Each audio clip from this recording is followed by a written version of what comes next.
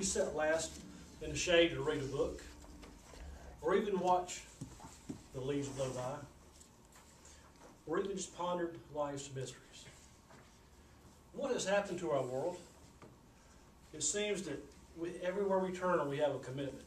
At work, papers are strewed across our desk, and we are bombarded by one project after another.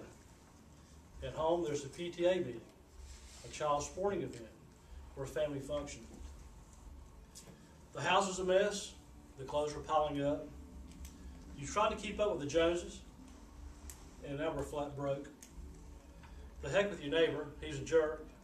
And the people in Africa are being killed. It's too bad, but what can I do about it? While watching TV, we check our emails during the commercials. We're up to date on our Facebook and our Twitter accounts. Our diet is bountiful, and of course we have dessert every night. We live in a world of decadence, a life of excess, and all of our time is completely consumed. We no longer enjoy the finer, simpler things of life. Our lives are out of balance. But Jesus said, "Come to me, ye who are heavy laden, and I will give you rest."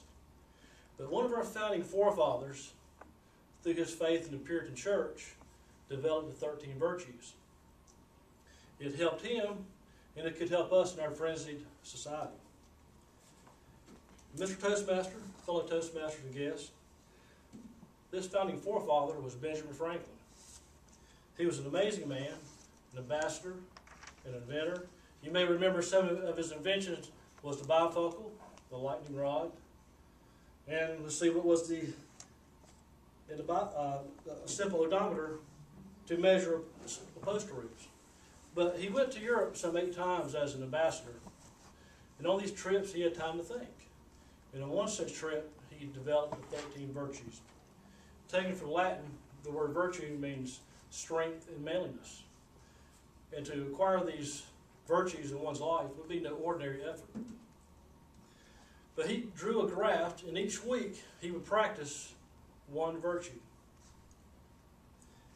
And he would plot his successes and failures. And after a quarter, he would have practiced each virtue 4 times. Was he successful? Yes and no, but he tried. Now let me read to you some of these virtues and some comments. And I want to ask you to think, will these virtues help you in your life? Temperance. Eat not to dullness. Drink not to elevation. I like whiskey, I always did. And that is why I never drank it. Robert E. Lee. Silence. Speak not but what may benefit others or yourself. Avoid trifling in conversation. Order. Let all your things have their place. Let each part of your business have its time. Do it now. Resolution. Resolve to perform what you ought. Perform without fail what you resolve. Resolve now what you will do and not do. Frugality. Make no expense but to do good to others or yourself. Waste nothing. Think what you do when you run a debt. You give to another power of your liberty. Benjamin Franklin. Industry. Lose no time, but always enjoy in something useful. Cut off all necessary actions.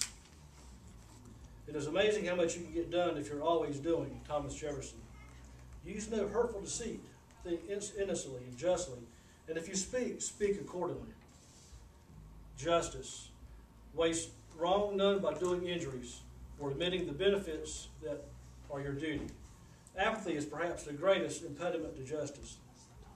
Moderation. Avoid extremes. Forbear resenting injuries so much as you think they deserve. Our senses are overloaded, and enough is never enough. Cleanliness.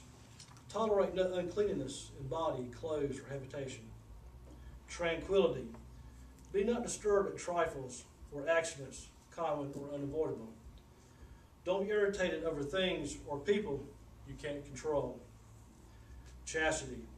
Rarely use veneering but for health or offspring. Never to dullness or injury of your own or another's peace or reputation. Humility. Imitate Jesus and Socrates. Do what you're supposed to do and go about your business. If we were all to try to conform our lives to these moral excellence, what would our world be like? I can see how overwhelming it would be to accomplish these virtues in your life.